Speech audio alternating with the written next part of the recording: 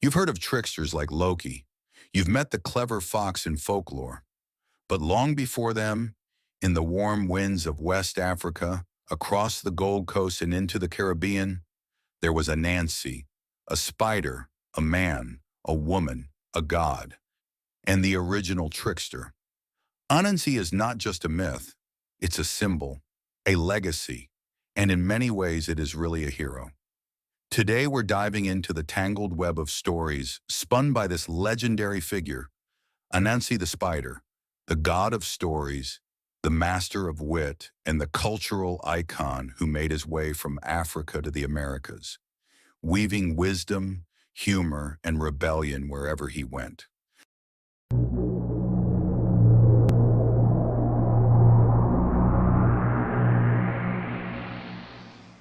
Welcome to The Hidden Scrolls, where we focus on history, folklore, and mythology. Anansi comes from the folklore of the Akan people of Ghana, particularly the Ashanti, but his stories are told throughout West Africa. In the Twi language, Anansi means spider. But don't be fooled. Anansi isn't just a creepy crawly. Sometimes the people call him Mr. Ansi. Other times they call her Miss Nancy. He's a shapeshifter. Sometimes a spider, sometimes a man, sometimes both. In many stories, Anansi is often a woman.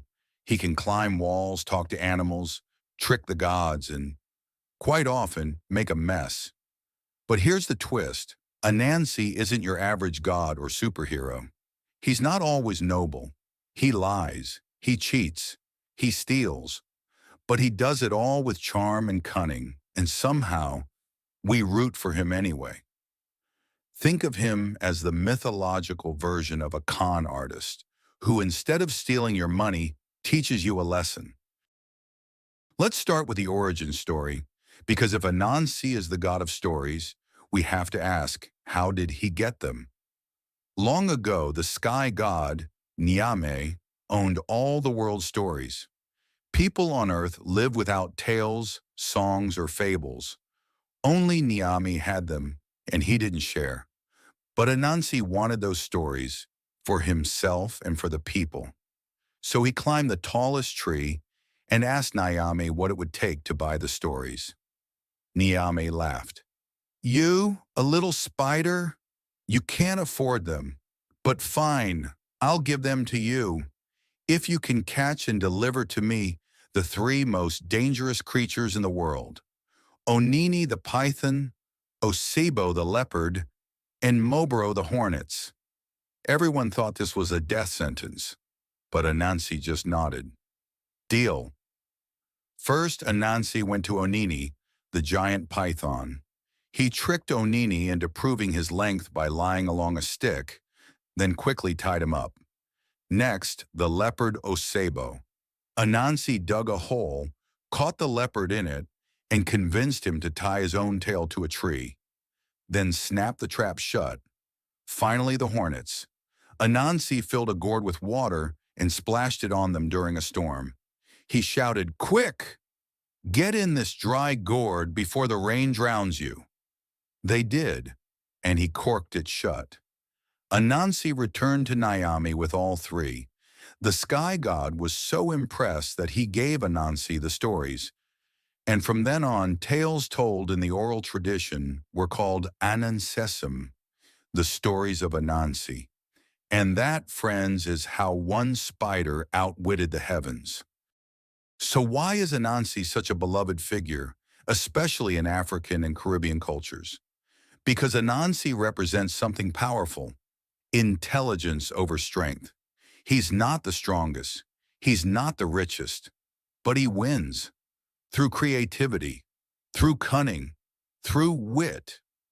In societies where the powerful oppress and the strong dominate, Anansi becomes a symbol of resistance.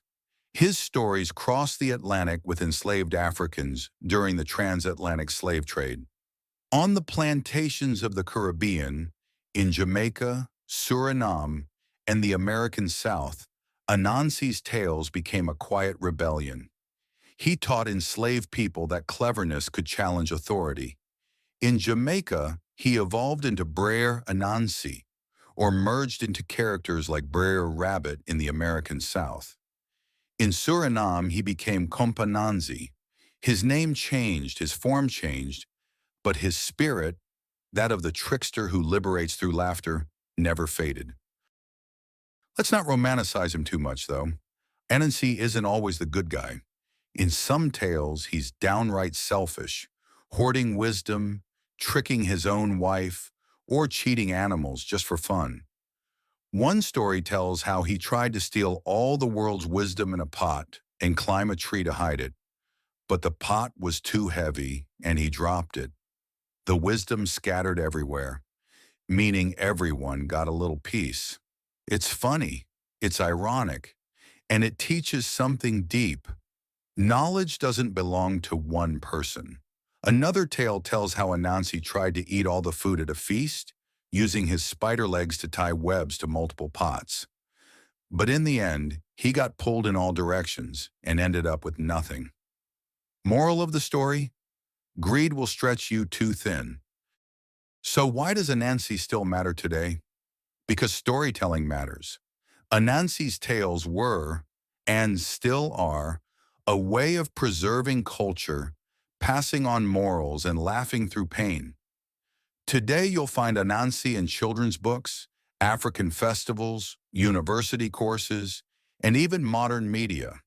He's appeared in Neil Gaiman's American Gods as Mr. Nancy, and even had a whole spin-off novel, Anansi Boys, where he's depicted as a smooth-talking, sharp-dressing trickster in a yellow suit.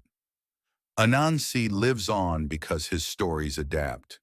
He's timeless because every generation has something to learn from him.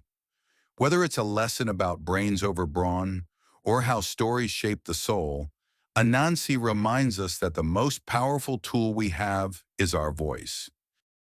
So the next time you hear a clever story, a fable, or even a joke that teaches a lesson, think of Anansi, the spider who climbed to the sky, the trickster who stole stories from the gods, the rebel who survived on laughter and wits.